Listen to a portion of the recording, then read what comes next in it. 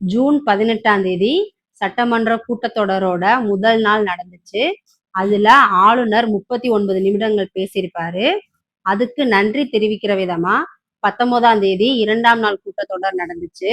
அதுல அவருக்கு நன்றி தெரிவிச்சதுக்கு அப்புறமா முதலமைச்சர் விஜய் சார் மேகதாது அணை கர்நாடக அரசு கட்டுறதுக்கு எதிர்ப்பு தெரிவிக்கிற விதமா தீர்மானம் கொண்டு வந்தாரு.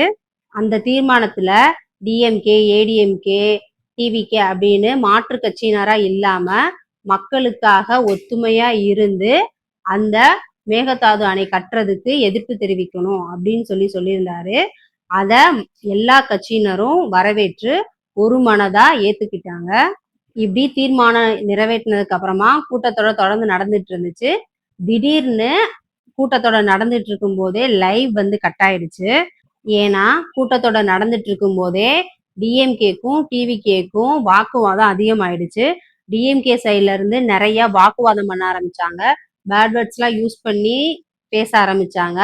டிவிகே சைட்ல இருந்து அவங்களும் எதிர்ப்பு தெரிவிச்சு வாக்குவாதம் பண்ண ஆரம்பிச்சிட்டாங்க.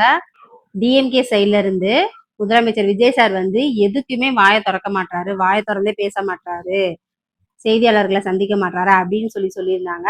அதுக்கு அமைச்சர் ஆதவ் அர்ஜுனா அவர்கள் வந்து முதலமைச்சர் விஜய் சார் எங்க பேசணுமோ அங்க பேசுவாரு, அவரு 5 நிமிஷம் கொளத்தூர்ல பேசினதுக்கே என்ன நிலைமை ஆச்சு அப்படின்னு சொன்னதுக்கே டிஎம்கே சைட்ல இருக்கிறவங்க எல்லாரும் எங்க தலைவரையே இப்படிலாம் பேசுவியா அப்படின்னு சொல்லி கத்த ஆரம்பிச்சிட்டாங்க.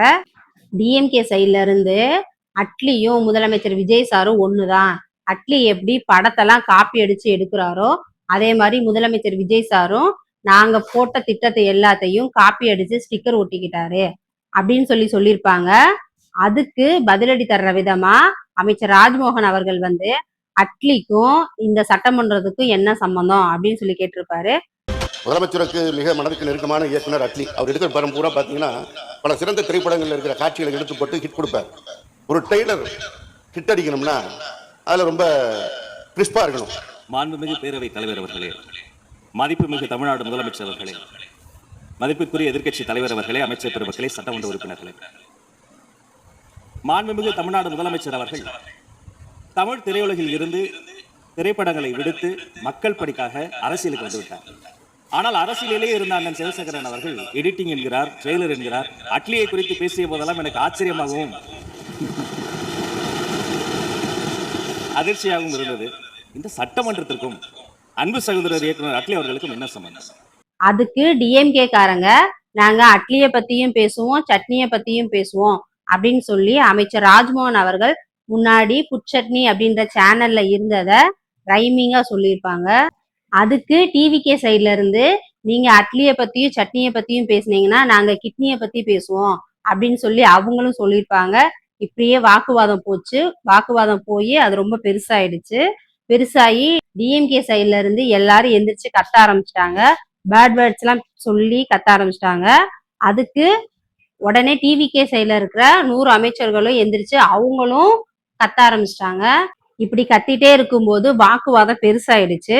அதுக்கப்புறம் டிவிகே சைட்ல பின்னாடி உட்கார்ந்துருந்த ராயபுரம் எம்எல்ஏ அவர்கள் வந்து அடிக்கிறதுக்கு கீழே இறங்கி வந்துட்டாரு. ஒரு வழியா சபாநாயகர் அவர்கள் வந்து பேசி 2 பேரையும் உட்கார வச்சிருப்பாரு. அதுக்கப்புறம் ராஜ்மோகன் அவர்கள் வந்து நீங்க எப்படி பேசுறீங்களோ அதுக்கு ஏத்த மாதிரிதான் நாங்களும் பேசுவோம், முதலமைச்சர் விஜய் சாரோட ஒற்றை கண் பார்வைக்காக தான் நாங்க அமைதியா இருக்கிறோம், நீங்க எப்படி நடந்துக்கிறீங்களோ அதுக்கேத்த மாதிரிதான் நாங்களும் நடந்துப்போம் அப்படின்னு சொல்லியிருப்பாரு. இந்த பக்கம் பேச தெரியாமல் இல்லை, வெற்றி தலைவரின் கடைக்கண் பார்வைக்காக கட்டுப்பட்டு ஒழுக்கப்பட்டு இதுவரை ஒழுக்கத்தோடு இருக்கிறோம், இனிமேலும் ஒழுக்கத்தோடு இருப்போம். அதே சபை ஒழுக்கத்தையும் ஒத்துழைப்பையும் அனைத்து கட்சி தோழர்களிடம் நான் விரும்புவேன். உங்கள் மூலமாக இந்த மாதிரி டிஎம்கே காரங்களும் டிவிகே காரங்களும் கத்திட்டு இருக்காங்க அப்படின்னு சொல்லி ஏடிஎம்கே சைட்ல எடப்பாடி பழனிசாமி அவர்கள் எல்லாரும் வெளிநடப்பு பண்ணிட்டாங்க.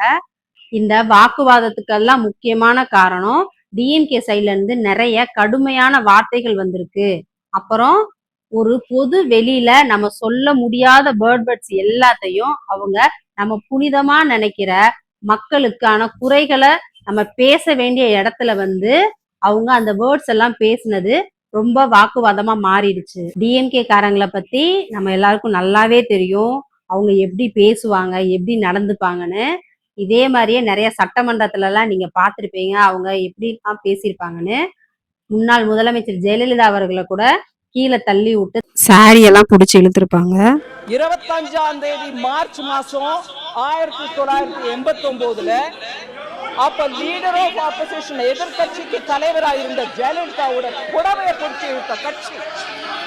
ஜெயலலிதாவின் புடவையை பிடிச்சி இழுத்துட்டு அவமானப்படுத்திட்டு எல்லாரும் உட்கார்ந்து சிரிச்சுட்டு அப்படிலாம் பண்ணவங்க இப்ப அவங்க கட்சியெல்லாம் தாண்டி ஒரு புது கட்சி வந்து ஆளுங்கட்சியா உட்கார்ந்துருக்கு. அப்ப அவங்க என்ன சும்மாவா இருப்பாங்க? அதனாலதான் அவங்க இல்லாத பிரச்சனை எல்லாம் பேசி அவங்கள தூண்டி விட்டு சண்டை போடுற மாதிரி நடந்திருக்காங்க. டிவிகே சைடுல இருக்கிறவங்க எல்லாம் அமைதியா இருந்தனால இது வந்து வாக்குவாதத்தோட நின்றுச்சு.